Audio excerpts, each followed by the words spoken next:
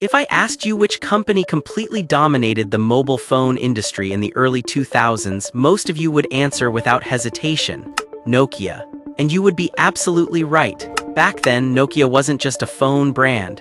Nokia was the phone. No matter where you lived, chances were you or someone in your family owned one. The legendary Nokia 3310 was known for being almost indestructible. Its battery could last for days, everyone played Snake, and whenever people thought about a reliable phone, only one name came to mind: Nokia. The company was selling hundreds of millions of devices every year and controlled nearly half of the global mobile phone market. It seemed so powerful that nobody could imagine a future without it. Yet only a few years later, that same company would lose its position as the world's #1 phone manufacturer, watch its sales collapse, get overtaken by every major competitor, and eventually sell off its entire mobile phone division. So the question is, how does a company that powerful fall so far? How did the world's biggest phone manufacturer end up destroying its own empire? I've been asking myself that question for quite some time. Like millions of people, I grew up surrounded by Nokia phones. Then almost without realizing it, they disappeared. Suddenly everyone was carrying iPhones, Samsung devices, and other brands, while Nokia slowly faded into the background. I wanted to understand what had happened. So I spent hours reading interviews with former employees, expert analyses, executive statements, and reports that documented the company's rise and fall. The deeper I went, the more I realized that Nokia didn't collapse simply because the iPhone was released.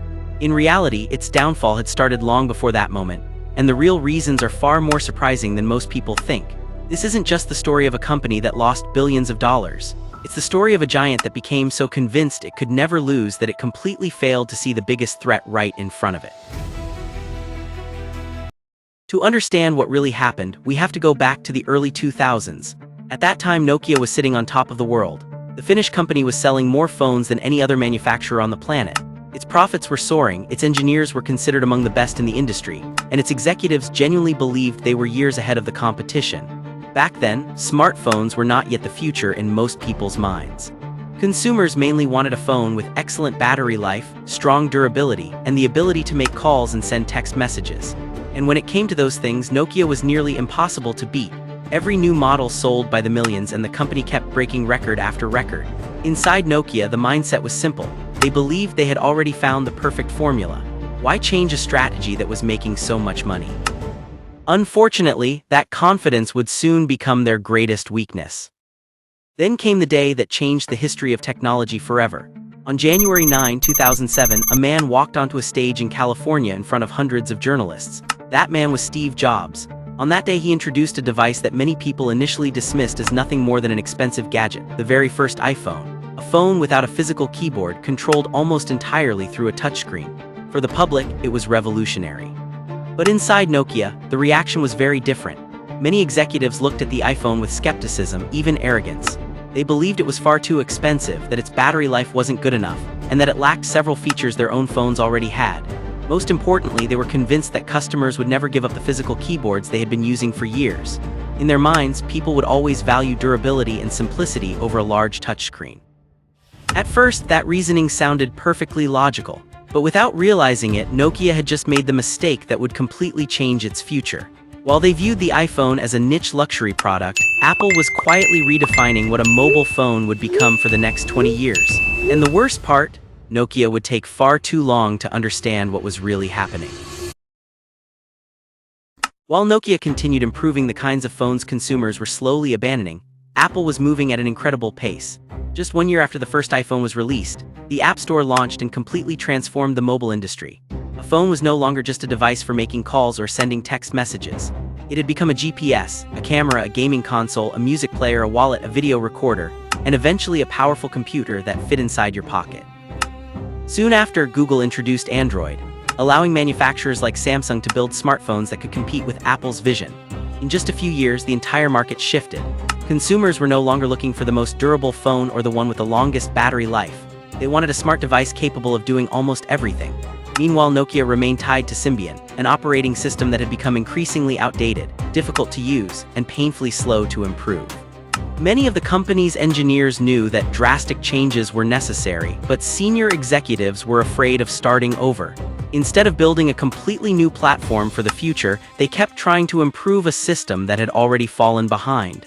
At the time, it seemed like the safer decision. In reality, it would cost the company billions of dollars. As the years passed, Nokia's situation became increasingly desperate. Its sales began to collapse while Apple and Samsung experienced explosive growth. Every quarter, the gap between them grew even larger. Consumers gradually abandoned Nokia's phones in favor of smartphones that offered a far more advanced experience.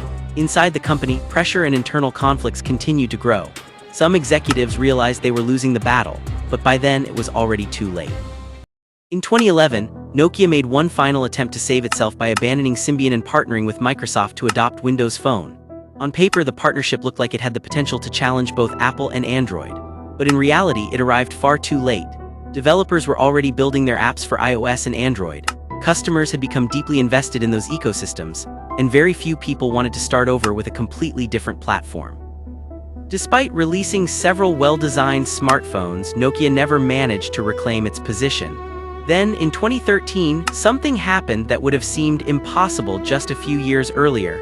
Nokia sold its mobile phone division to Microsoft. For many people, that marked the official end of an empire that once looked completely unstoppable. What makes this story so fascinating is that Nokia didn't fail because its engineers lacked talent or because its phones were poorly made. Quite the opposite. The company had the money, the resources, and some of the brightest minds in the industry. Its real problem was something much more dangerous. Nokia became so convinced that it could never be beaten that it underestimated the biggest technological shift of its generation.